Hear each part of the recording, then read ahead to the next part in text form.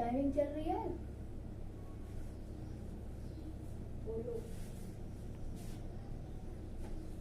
पांडु और धृतराष्ट्र दो भाई थे। धृतराष्ट्र अंधा था, पांडु अंधा नहीं था, स्वस्थ था। तो ये सवाल हुआ कि कौरव वंश में राजा किसको बनाया जाए। बड़ा भाई तो अंधा था धृतराष्ट्र, और छोटा भाई स्वस्थ था, उसका नाम पांडु था, और जो अंधा था उसका नाम धृतराष्ट्र था। तो समिति बनी, सब लोगों ने राय विचार किया कि न्याय तो यही कहता है कि अंधे आदमी को राजा नहीं बनाया जाता है, इसलिए छोटे भाई पांडु को ही राजा बनाया जाए हस्तिनापुर का। और सर्वसम्मति से हस्तिनापुर का राजा पांडु को बना दिया गया।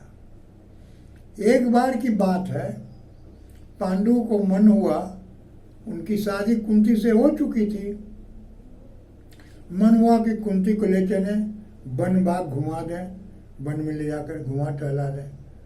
तो उतने टाइम के लिए उन्होंने धृतराष्ट्र को अपना मुकुट पहना दिया, राजकाज का भार उनको सौंप दिया, और थे विदुर जी, वो सब राजकाज का भार उनकी देख रेख में धृतराष्ट्र को संभालने का कह दिया गया। तो विदुर जी थे मंत्री, धृतराष्ट्र जी थे अंधा, लेकिन होशियार थे विदुर जी, इसलिए उनका अंधा होते हुए राजकाज वो संभाल लेते थे, आज्ञा सिर्फ उनसे ले लेते थे। पांडु जब वन में गए तो कुछ संजोग ऐसा हुआ कि उनको मध्य देश के राजा ने बुलावा दिया कि मेरी रक्षा करिए, दुश्मन मेरे ऊपर अटैक करने आया है। तो उसकी सहायता के लिए वो चले गए। उनकी बहादुरी देख करके मध्य देश के राजा ने अपनी पुत्री माद्री का विवाह कर दिया और उनको विदा कर दिया। लेकिन ये वन में रहते थे, इसलिए घर नहीं गए, वन ही में लेकर को माद्री को चले आए। कुंती जो बड़ी वाली रानी थी, माद्री को रूप यौवन दे करके बहुत खुशी, उसका स्वागत किया, बहुत आदर सत्कार किया, और दोनों रानियां वन में ही रहने लगी खुशी खुशी, और वन का आनंद लेने लगी, प्रकृति का आनंद लेने लगी। कुछ दिन ये लोग रहे, राजा उनके साथ बहुत खुश थे। एक बार क्या हुआ कि राजा शिकार खेलने के लिए जंगल में गए, और अचानक इनसे बाण छूटा। तो मुनि, एक मुनि थे, अपनी पत्नी के साथ संभोग मुद्रा में थे, वो बाण जाकर के उनको लग गया।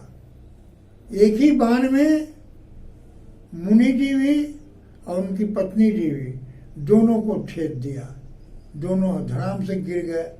तो राजा दौड़ा, क्या हुआ, क्या बात हुई। मुनि के पास गया तो मुनि बहुत क्रोध हुए, कहे मेरी इच्छा पूरी नहीं हुई तब तक तुमने बाण से मार के मेरा अंत कर दिया, लेकिन मैं तुझको श्राप देता हूँ कि जब तुम भी अपनी पत्नी के पास जाओगे तुम भी नहीं बच पाओगे, तुम्हारी मृत्यु हो जाएगी। यह कह करके ऋषि का स्वर्गवास हो गया। ऋषि और ऋषि की पत्नी दोनों मर गए। तो राजा बहुत ही परेशान हो गए।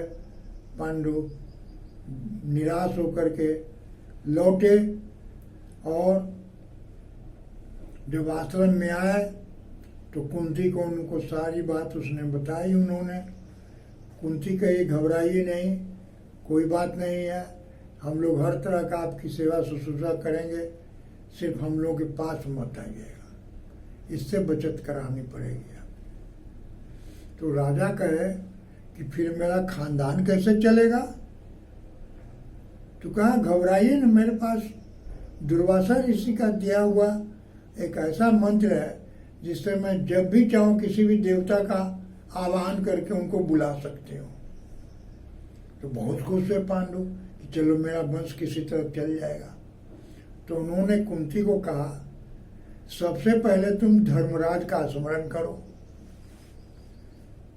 कुंती ने उनके आज्ञानुसार धर्मराज का स्मरण किया। धर्मराज तुरंत प्रकट हो गए। उन्होंने कहा, वर मांगो। उन्होंने कहा, मुझे आपका आशीर्वाद चाहिए, आपके ही सब पुत्र चाहिए। धर्मराज ने कहा, तथास्तु। उनको एक पुत्र की, कुंती को प्राप्ति हो गई। सबसे बड़ा पुत्र पूरे कौरव खानदान में, सबसे पहला बेटा वही युधिष्ठिर हुआ। उसके बाद ही कौरव खानदान में कोई लड़का हुआ, नहीं तो सबसे ज्येष्ठ लड़का पूरे खानदान में, राज परिवार में वही हुए। कुछ दिन बीता तो महाराज ने कहा, मेरी इच्छा हो रही है कि एक मेरा बहुत ही बलवान पुत्र हो। ये तो धर्मराज है, धर्म पर चलेगा है, लेकिन हमको एक बहुत बलवान पुत्र चाहिए। तुम भगवान वायु का स्मरण करो। कुंती ने उनकी आज्ञा मानी और भगवान वायु का स्मरण किया। वायु दो तुरंत प्रकट होकर के आ गए। कहा, वर मांगो। कहा, प्रभु आपके इतना ही बलवान मुझे पुत्र चाहिए, मेरी कामना यही है, मेरी पूर्ति करिए। वायुदेव ने आशीर्वाद दिया कि मैं तुम्हें आशीर्वाद देता हूँ कि तुम्हारा पुत्र इतना बलवान होगा कि उसका मुकाबला पूरी दुनिया में धरती पर कोई नहीं कर पाएगा। उसके बल से लोग थरथराएंगे।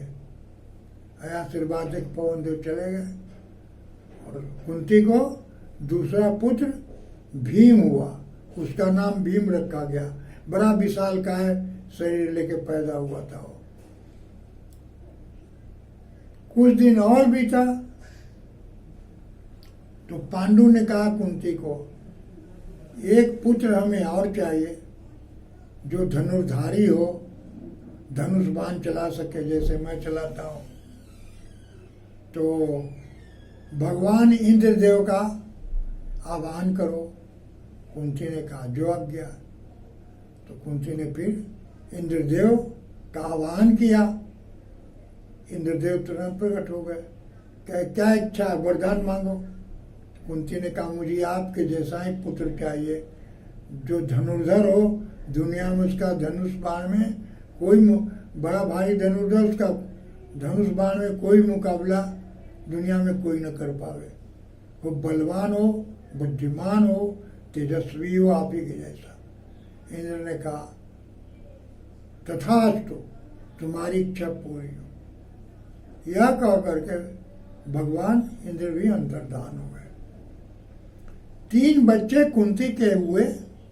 तीनों का नाम युधिष्ठिर, बड़े भैया का नाम युधिष्ठिर, दूसरे भाई का नाम भीम और तीसरे का नाम अर्जुन रखा गया। ये 3 से भाई, तीनों भाई ये हुए।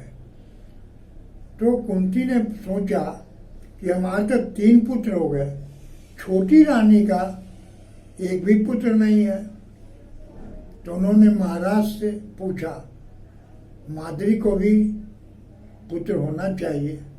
महाराज ने कहा, ठीक है, मैं अनुमति देता हूँ, उसको भी तुम मंत्र सिखा दो, वो भी आह्वान करके अपना देवता बुला ले, मन के अनुसार उसको भी पुत्र की प्राप्ति हो जाए। तब कुंती ने उसको दुर्वासा ऋषि का दिया हुआ मंत्र सिखा दिया।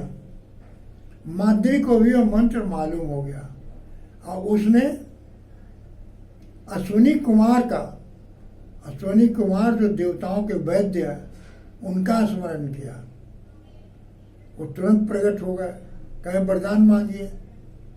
माद्री ने कहा, मुझे बहुत ही सुंदर, आपके साथ सुकोमल, जो जगत का मोह मुग्ध करने वाला बच्चा हो, ऐसा बच्चा हमको दीजिए।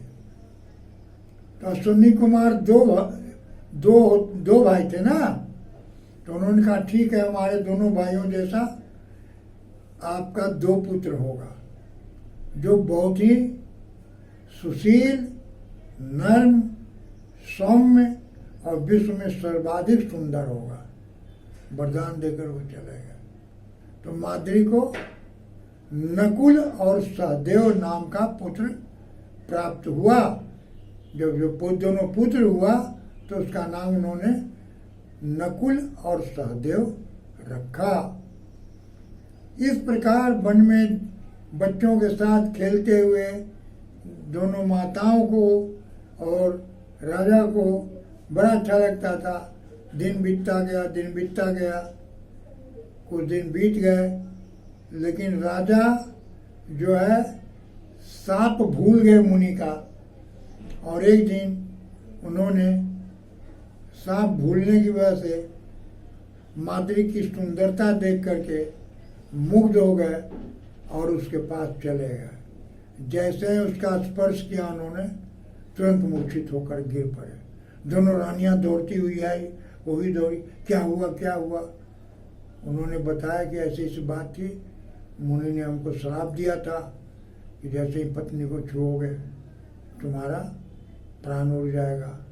अब मेरी अंतिम बेला है, तुम दोनों को मैं ये सौंप के जाता हूँ, मेरे बच्चों का लालन पालन करना और अपने राजभवन में लौट जाना, बच्चों को वन में मत रखो। इतना कर करके पांडु जी का देहांत हो गया। तब रानी कुंती और माद्री दोनों अपने बच्चों को लेकर के हस्तिनापुर राजघराने में लौट आई। आज इतना ही। आप लोग सब्सक्राइब नहीं करते हो। मैं बुढ़ा आदमी हूँ, कितनी मेहनत से पढ़ता हूँ, आपको इसका सब्सक्राइब करना चाहिए। 80 साल का वृद्ध आदमी हूँ, हमारा मनोबल बढ़ाइए। हमको तो सारा गीता रामायण सब याद है, महाभारत हमको पूरा याद है। मैं बिना किताब लेके आपको बता रहा हूँ, अभी तक याद है। इसीलिए ना, ये माता रानी की कृपा है, माता सरस्वती की, माता भगवती की। इसलिए मुझे ज्यों का त्यों सब याद है, पढ़ा हुआ। और अभी भी कोई चीज़ पढ़ लेता हूँ तो हमें हमेशा के लिए याद हो जाता है। इसलिए आपसे निवेदन है कि मैं जो आपको कथा सुनाता हूँ उसको सब्सक्राइब अवश्य कीजिए। वृद्धति होता हूँ इसलिए बोलने में थोड़ा लड़खड़ा जाता हूँगा। 80 से कम उम्र है नहीं, 80 वर्ष का हूँ। सियावर रामचंद्र की जय।